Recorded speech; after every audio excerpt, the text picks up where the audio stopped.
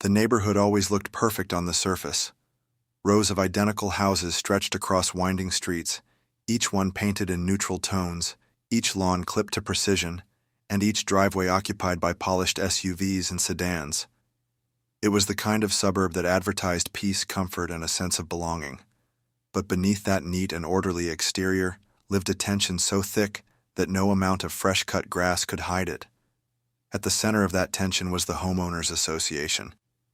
For years they had operated like self-appointed monarchs, turning every minor complaint into a written violation, every difference into a potential fine. They didn't just enforce the rules, they thrived on control. To live in this community meant living under their thumb, and anyone who tried to resist quickly became their target. Our story begins with one man who stood apart from the rest. His property sat on the edge of the neighborhood, a slightly older home that predated the development of the HOA. Legally, it was outside their reach. He didn't sign their contracts, didn't agree to their terms, and wasn't bound by their endless list of rules. He had lived there peacefully for years, raising his family, working hard, and maintaining his land in his own way. He never sought trouble, but trouble had a way of finding him. The trouble's name was Karen. Karen was more than just the HOA president. She was its heart, its voice, and its iron fist.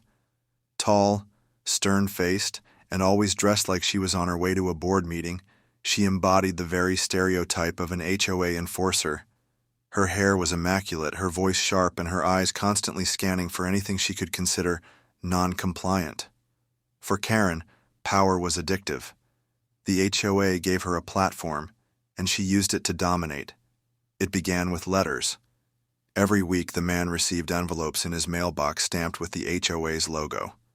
Inside were notices claiming his trash cans were left out too long, his lawn wasn't trimmed correctly, or his paint color didn't meet community standards. Each notice ended with the same line: failure to comply may result in fines or legal action. But the man knew the truth. His property was exempt. He didn't owe them a dime. Still, the letters kept coming. When the letters failed, Karen escalated. She appeared at his doorstep demanding he comply for the good of the community. She berated him for being different, for not respecting the neighborhood's image. And when he calmly explained time and time again that the HOA had no authority over his land, her anger deepened. It wasn't just about rules anymore. For Karen, it became personal. The neighbors whispered about her behind closed doors. Many had experienced her wrath in smaller ways: petty fines, endless inspections, and aggressive emails. But no one dared stand against her. They paid their fines, trimmed their hedges, and bit their tongues. That was the price of peace. But when they saw the man stand his ground, something inside Karen snapped. From that moment on, he wasn't just another homeowner. He was a challenge to her authority. And Karen didn't tolerate challenges. The harassment intensified. She began showing up at odd hours, standing at the edge of his driveway, taking pictures of his yard. HOA board members, all under her influence, started spreading rumors that his property was lowering home values, that he was a nuisance, a rebel who refused to cooperate. Flyers appeared on doorsteps painting him as the villain. But through it all, the man remained calm. He had something Karen didn't: patience. He knew the law was on his side. He knew her authority stopped at his property line. He knew that in the end her tantrums wouldn't change the truth. What Karen didn't realize was that her obsession was slowly consuming her. Each failed attempt to control him only made her angrier. Each ignored letter felt like an insult. And when she discovered that his daughter, now living with him again, was just as uninterested in playing by her rules, her fury doubled. The daughter was strong, disciplined, and quiet. She went to work each day in uniform, though few neighbors paid attention to what that uniform actually meant. To Karen, she was just another rule breaker, another piece of evidence that the family didn't respect her authority. And then came the day that set everything in motion. It was a calm afternoon. The sun shone across the neighborhood, sprinklers hissed softly on green lawns, and children played on the sidewalks. But Karen wasn't watching the children. She was watching the man's driveway. She saw the daughter's car pull in, saw her step out in her crisp uniform, and something inside her boiled over. She She stormed across the street, ranting about violations that didn't exist, about how people like them were destroying the neighborhood. Her voice grew louder, sharper, more frantic. The daughter ignored her, carrying her bag and heading for the front door. But to Karen, that indifference was unbearable. Her hand trembled as she reached into her purse, and in one reckless, irreversible moment, Karen pulled out a handgun and pointed it directly at the daughter. The neighborhood froze. Time seemed to stop. For years, Karen had been a menace, but now she had crossed a line nobody thought possible. Gasps echoed from nearby porches. Parents ushered children inside. A dog barked frantically in the distance, sensing the tension that had gripped the street. But what Karen didn't know, what nobody knew, was that the young woman she was threatening wasn't just another neighbor. She wasn't just the daughter of the man she despised. She was the county sheriff. And in that split second, Karen had set the stage for a downfall so complete, so devastating, that the entire HOA would feel its shockwaves. The trap had been set. The only question left was how fast it would spring shut. End of Chapter 1. Chapter 2 will reveal the explosive confrontation and the shocking arrest. The silence that followed Karen's reckless act was unlike anything the neighborhood had ever known. It wasn't the ordinary kind of quiet, the type that comes with dusk settling over manicured lawns or sprinklers ticking against driveways. No, this was the heavy, suffocating silence of fear. Every pair of eyes that had witnessed the scene was frozen in disbelief. For years, Karen had postured as the neighborhood queen, wielding her HOA power like a scepter. She had written fines like love letters, stormed porches like a soldier on patrol, and demanded obedience as if it were her birthright. But never, not once, had anyone imagined she would draw a weapon. That simple, horrifying motion had stripped away the thin veneer of authority she'd wrapped herself in. She wasn't the community leader anymore. She was just a woman with a gun, pointing it at an innocent neighbor. But the person she chose to threaten was not just any neighbor. The sheriff's daughter stood steady, her training evident in every movement. She didn't flinch, didn't cry out, and didn't retreat. Years of law enforcement discipline flowed through her veins. Her posture remained calm, her eyes sharp and unwavering, as if she had been prepared for this exact moment her entire life. Karen, on the other hand, shook with rage. Her knuckles whitened around the gun. Her voice cracked as she screamed about rules and respect and people like you ruining this neighborhood. To the stunned onlookers, she looked less like a leader and more like a cornered animal, lashing out blindly. And then, with the kind of authority that silences chaos, the sheriff's daughter spoke not with fear, not with panic, but with a voice that carried the weight of the law itself. She identified herself, clearly, firmly. The words cut through the air like thunder. "Drop the weapon, you are under arrest." The neighborhood gasped in unison. Some swore later they could hear the sound of the entire HOA's power structure crumbling in that single sentence. Karen's eyes widened. For a fleeting second she tried to laugh it off, tried to dismiss it as some kind of bluff. But when the sheriff's daughter produced her badge, gleaming in the sunlight, reality hit harder than any fine or violation notice ever could. Karen had just pulled a gun on the county sheriff. The irony was so sharp it almost stung. For years, Karen had built her kingdom on intimidation, on the belief that she held power nobody could challenge. But in that instant, all of her self-proclaimed authority vanished, eclipsed by the actual lawful authority of the woman standing in her driveway. What happened next unfolded like a scene from a movie, though every detail was very real. The sheriff's daughter, calm and professional, commanded Karen to drop the weapon again. Neighbors watched wide-eyed as Karen's bravado collapsed. Her hand trembled, her face flushed, and for the first time in years she looked small, fragile even. Slowly, reluctantly, the gun clattered to the pavement. In seconds, the sheriff's daughter had Karen restrained. The handcuffs clicked shut, echoing through the cul-de-sac like a funeral bell for Karen's reign of terror.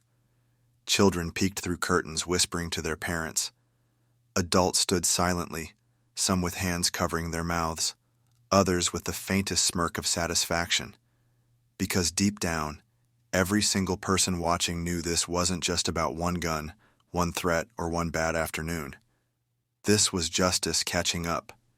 This was the law stepping into the HOA's kingdom and reminding everyone that power had limits. Karen screamed, of course. She wailed about conspiracies, about being set up, about how the sheriff's daughter was biased because of her father. She demanded the neighbors take her side to protest this unlawful arrest. But her words fell flat. Nobody moved. Nobody defended her. For years she had treated them like pawns. Now they simply watched as their self-proclaimed queen was led away in handcuffs. The man, the father, stood silently on his porch. He hadn't raised his voice, hadn't intervened, hadn't needed to. He watched his daughter handle everything with the kind of calm power that only comes from truth and training. Pride swelled in his chest, not because Karen had finally fallen, but because his daughter had stood tall against something so ugly, so dangerous. And in that moment, something remarkable happened in the neighborhood. A shift. For years, fear had bound the residents together. Fear of fines, of letters, of retaliation from Karen and her board. But as they watched her shoved into the back of a squad car, a different feeling spread through the cul-de-sac. Relief. The whispers started almost immediately. She finally got what she deserved. I can't believe it took this long. What happens to the HOA now? Because everyone knew this was bigger than Karen. An HOA is only as strong as its leadership. And Karen wasn't just the president. She was the enforcer, the face, the voice. Without her, the board looked weak, vulnerable, exposed. And if Karen's downfall revealed anything, it was that the entire system they had built might crumble under the weight of scrutiny. But Karen wasn't finished, not yet. Even from the back of the squad car, she screamed about her rights, about lawsuits, about how she'd sue the sheriff's office, the family, even the county itself. Her voice grew distant as the car pulled away, but the echoes of her rage lingered in the neighborhood air. That night, the cul-de-sac was quieter than ever. No one received letters. No one feared fines. And for the first time in years, families stepped onto their porches, spoke openly, and shared their relief. They talked about their own stories of harassment, about the petty fines and constant intimidation. One by one, they admitted something they had been too scared to say before. Karen had been a tyrant. But there was also a lingering fear, because everyone knew Karen well enough to understand one truth. She wasn't the type to go down quietly. If there was a way to fight back, through legal loopholes, through manipulation, through sheer stubbornness, she would find it. And sure enough, within days, rumors spread like wildfire. Karen had posted bail. She was out.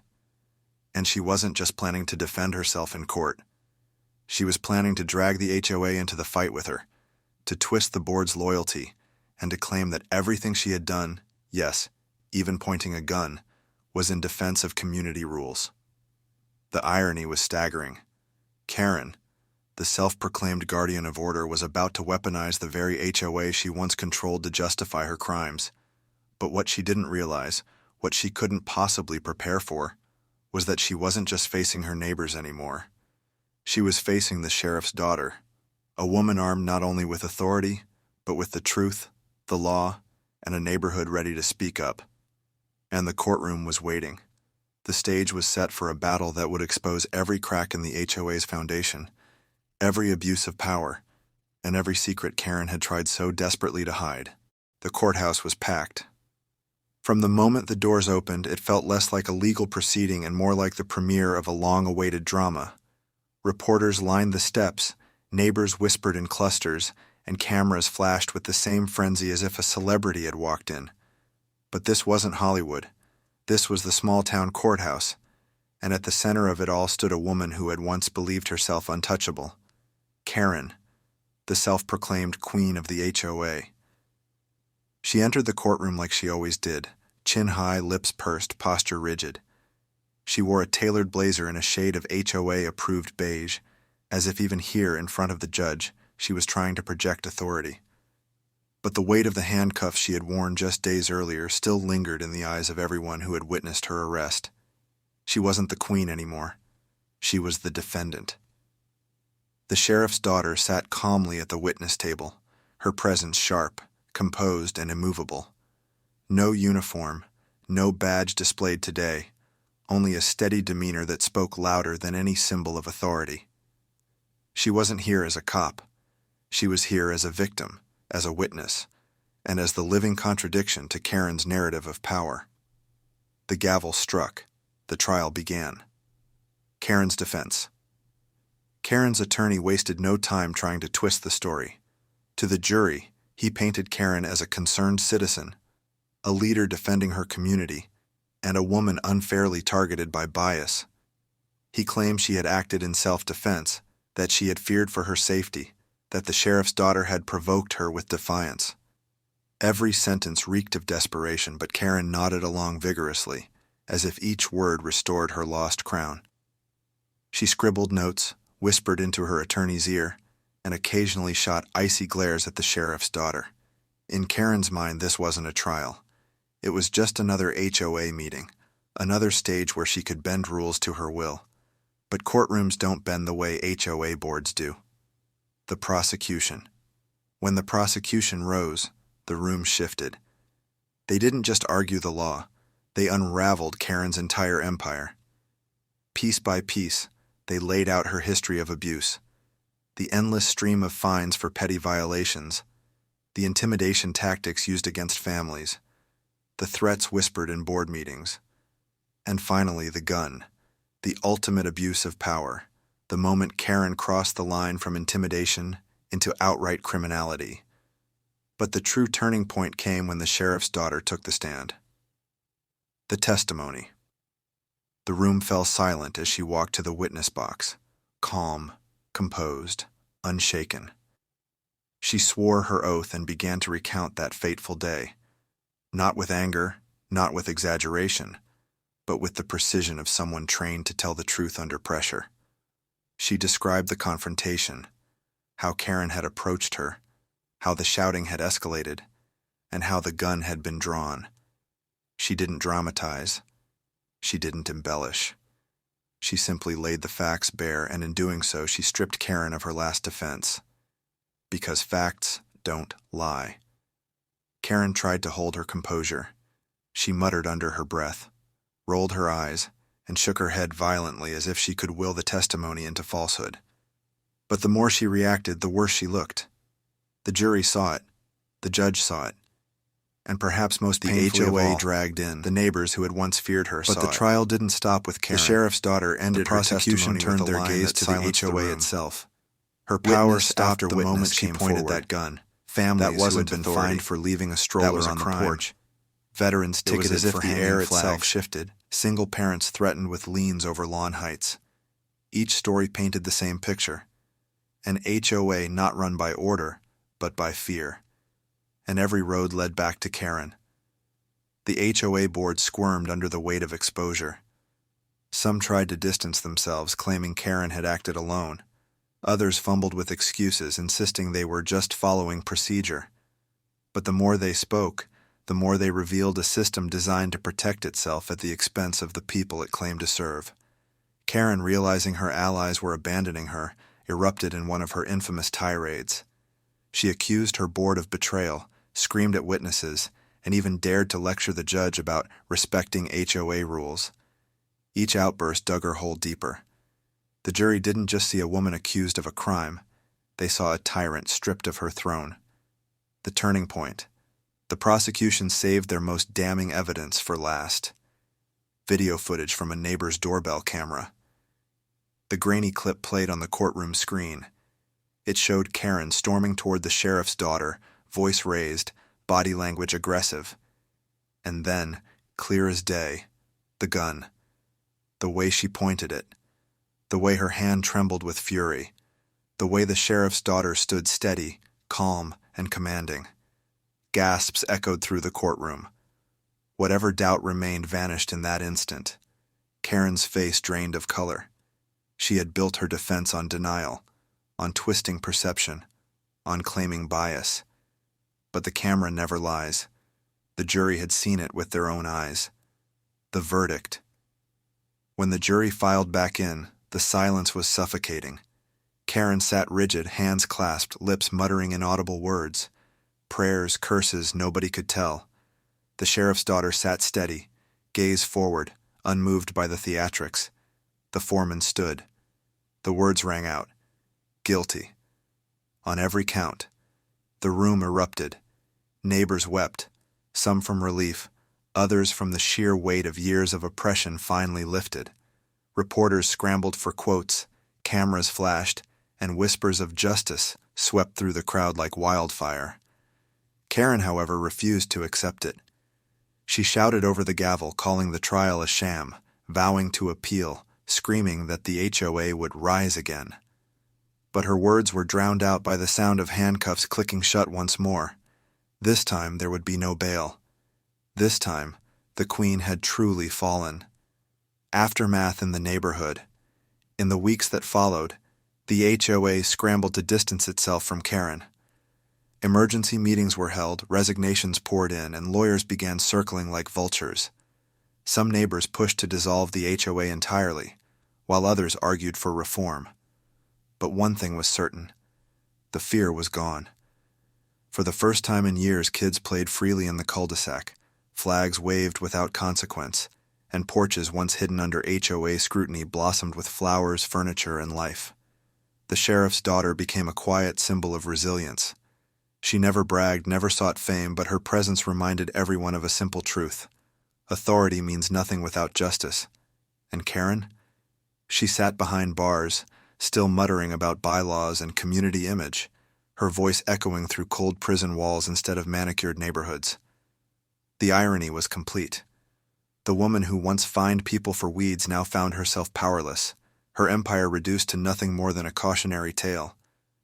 But for the neighbors, for the sheriff's daughter, and for the man who had watched silently as it all unfolded, this wasn't just the end of Karen. It was the beginning of freedom. The courtroom battle had ended, but its echoes continued to roll through the quiet suburban streets like distant thunder. For years, the HOA had ruled with fear, its board members weaponizing petty fines and threats, while Karen herself stood as their queen of control. Now, with the gavel's final strike, that empire had crumbled. News of the verdict spread faster than wildfire. By the next morning, local papers carried the headline, HOA president convicted after pointing gun at county sheriff's daughter. Talk radio stations dissected every detail. Online forums filled with outrage, disbelief, and grim satisfaction.